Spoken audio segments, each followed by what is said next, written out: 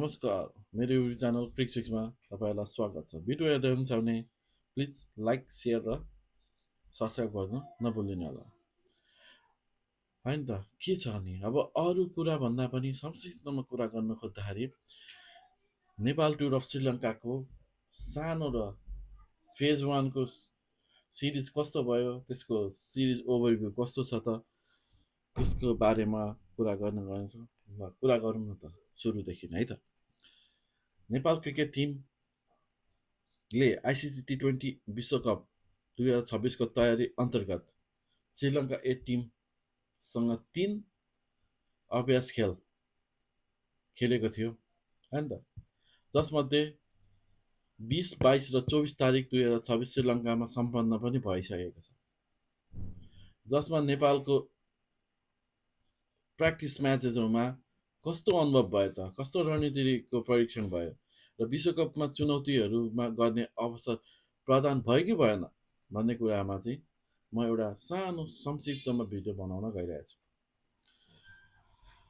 र नेपालले आफ्नो घरेलुमा पनि 2 चरणमा गरेर प्र्याक्टिस सेसनहरू, ट्रेनिङ र एक्सर्साइज एसेसमेन्टहरू गरेका थिए र त्यस खेल्दा खेल्दै भित्री परिस्थिति सामना गर्न अभ्यासको हुन खोजेको थियो होइन।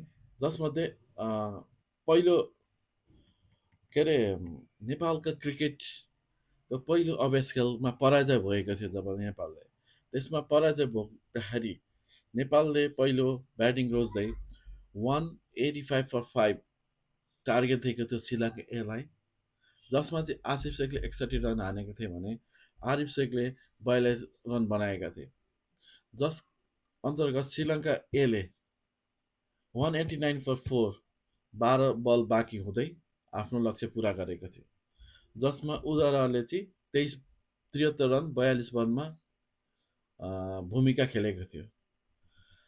यस संक्षिप्तमा हेर्दाखेरि त्यस्तै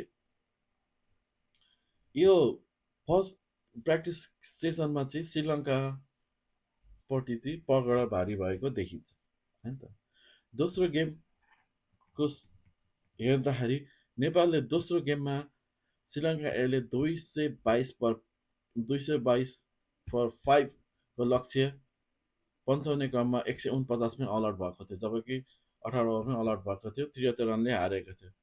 यसमा करेन्सी केसीको मात्र रन धेरै थियो, 41 रन हानेका थिए करेन्ट केसीले। यसमा चाहिँ के देखिन्छ भने टस रणनीति त पावर प्लेको र मध्यक्रममा चाहिँ बल चुनौतीहरूको उजागर भएको देखिन्छ, टस देखिन्छ होइन एनालाइसिस हेर्दाखेरि। र तेस्रो अभ्यास खेलमा ब्याटिङ श्रीलङ्काले गर्दाखेरि अभ्यास खेल 7 विकेटले जितेको थियो भने त्यसमा श्रीलङ्काले पहिलो ब्याटिङ रोजेर 132 रन 8 विकेट गुमाउँदै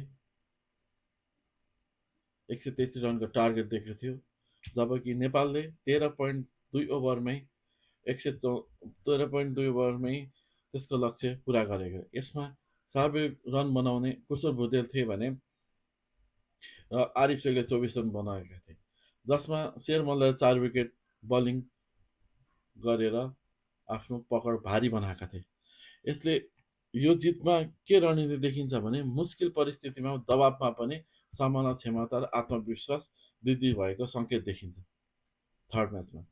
ओभरअल नेपालको ब्याटिङ पर्फर्मेन्स हेर्ने हो भने पहिलो गेममा नेपालले पहिलो गेमको हिसाबले हेर्ने हो भने पहिलो गेममा ब्याटिङमा चाहिँ टार्गेट सेट गर्ने र साझेदारी जोड्ने सफल भएको देखिन्छ भने दोस्रो गेममा लक्ष्यलाई पन्छाउन गाह्रो भएको देखिन्छ, जबकि मध्यक्रम वर्गकोमा चाहिँ पुर्याउनलाई अप्ठ्यारो भएको देखिँदैन। पहिलो ओपनिङ पार्टनर्समा चाहिँ अलिकति टार्गेट सेट गर्नका चेज गर्ने डाउनमा चाहिँ अलिक गाह्रो भएको देखिन्छ। तेस्रो गेममा भने target set plus chase down गर्नलाई र मध्यक्रमको भ्याल्यु दुइटै तर्फबाट टसदेखि लिएर रणनीतिको अभ्यास देखिन्छ होइन। बलिङ सर्व पहिलो गेममा हेर्ने हो भने ट्याकल गर्न नसकेको देखिन्छ। दोस्रो गेममा भने बलिङ लाई ट्याक्टफुल्ली इन्ट्याक्ट र पावर प्लेमा म्यानेज नगरेको देखिन्छ, कमजोरीपन देखिन्छ भने थर्ड गेममा ओभरअल स्पिनको दबदबा भएको देखिन्छ होइन। यसले के देखिन्छ भने ओभरअल इम्प्याक्टमा सकारात्मक भनेको पोजिटिभ इम्प्याक्ट के देखिन्छ भने यसले कमब्याक र मनोबल उच्च भएको बनाएको देखिन्छ नेपाल क्रिकेट टिममा। र कति कुरा पार्टमा चाहिँ अब नेपालले चाहिँ सुधार्नुपर्ने ठाउँमा चाहिँ के देखिन्छ भने चाहिँ मैले अब त्यसमा टार्गेट चेजिङ रणनीति बनाउनु देखिन्छ एउटा, र बलिङ नेतृत्व भनेको डिफाइन बलर्सहरूलाई चाहिँ सेट गर्नु देखिन्छ भने धैर्यपूर्ण प्रतिस्पर्धा र प्लस चेस डाउन गर्दाखेरि चाहिँ आफ्नो मिडल अर्डरलाई चाहिँ कसरी ट्याक्टफुल्ली रन चेस गर्न डाउने त्यसको चाहिँ मेन्टली फिट भएको हुनुपर्छ भन्ने कुरा चाहिँ यसमा म देख्न चाहन्छु होइन। सँगसँगै ओभरअलमा चाहिँ कस्तो देखिन्छ भने यो टिम श्रीलङ्का एसँग खेल्दाको विश्वकपको महत्त्व अभ्यासको स्मरण र प्लस पोजिटिभ भाइबको हिसाबले पनि दिएको देखिन्छ, र तेस्रो खेलको टिमको सुधार र सिकाइको प्रक्रिया बलियो देखिएको छ है भन्दै म यो आफ्नो भिडियोको यसलाई चाहिँ सक्छु। धन्यवाद, थ्याङ्क यू सो मच।